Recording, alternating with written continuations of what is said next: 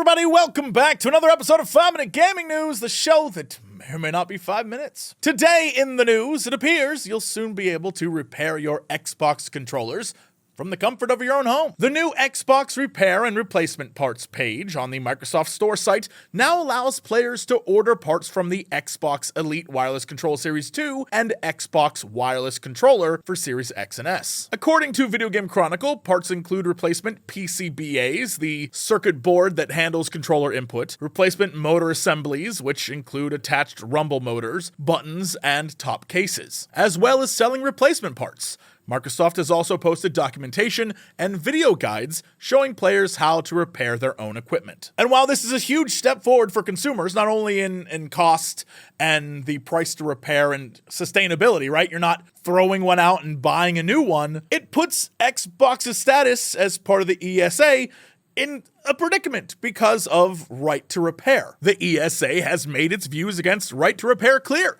putting Microsoft in a potential dilemma where it's agreed to potentially embrace the concept while still being a member of a group that strongly opposes it. Now, there's a lot to consider when it comes to the world of right to repair, and I don't know, this could be Microsoft's first attempt to enter that realm and step away from the lobbying concerns of the ESA and their vehemently against attitude. I do not know. This seems like them trying to straddle both realms, and if they are, they're doing it loudly. I have no idea what's going to come of this, but it is good that consumers can repair their controllers, and they have the right to do so, and Xbox is providing them with the materials to make it happen.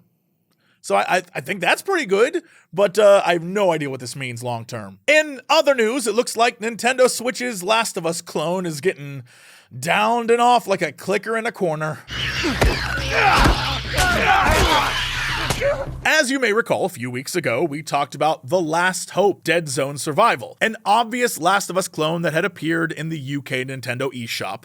But as of this week, the game has been removed by Nintendo, while trailers and even gameplay footage have been taken down from YouTube by Sony. Now, some of you may be wondering, but Jesse, how bad was the game? Well, analyst Digital Foundry called the game the worst game we've ever tested, as part of a video showing off the game's dated graphics.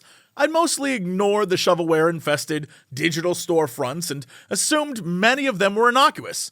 But when you see something like this, it really pulls back the curtain on the depravity festering within certain corners of the industry, wrote Digital Foundry's John Lenneman in a piece about the game. Oof, that says it all, and it's a pretty damning piece, but also true. There's a lot of bad actors out there in the world of gaming. And sure, it probably would have been different if it was inspired by The Last of Us, like all those games that were inspired by Breath of the Wild, but this is straight up just a rip-off. And when I say rip-off, I mean that game straight up just ripped Ellie's design from The Last of Us. And if you want to truly get into the nitty-gritty, there are aspects of the game's quote-unquote plot that are just ripped from Last of Us. But the question I have for you, and I'd love to see your thoughts on this, would anything have even been done if the internet hadn't complained?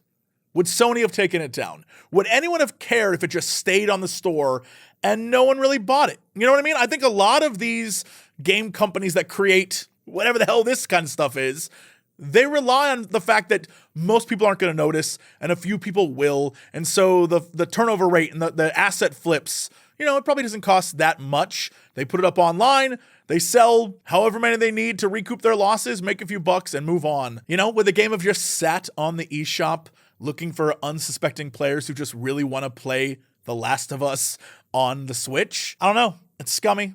I don't like it. I've never liked it, and they have been doing it for years, and there's no sign that it's stopping.